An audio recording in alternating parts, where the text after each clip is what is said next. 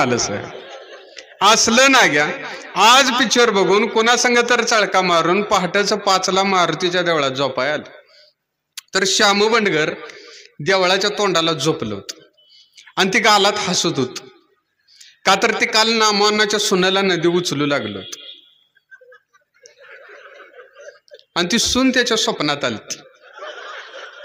त्यामुळे झोपत अस करतो नाग्या म्हणला याला काय खोळबिळे झालंय का काय असं म्हणून आत बघितलं तर लग्नातली नवी खट ट्रक घेऊन सदा झोपल्याला बघितलं आणि ही जी तळपायच्या अगं मस्तकालाच गेली.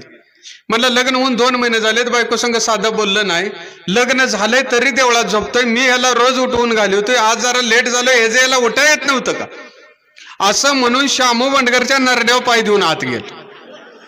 श्यामू बंडगरला वाटलं नामानाच्या सुननच आपल्या नरड्यावर पाय म्हणून वहिनी चुकलं म्हणून नाग्याचा पाय धरायला लागला.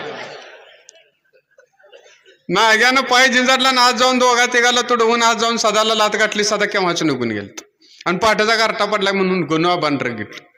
गोनोआबा उठला आणि कुत्री मारायची काठी घेऊन मागे लागला. अहो नाग बिळात घुसावा तसा नाग्या बोळात गायब.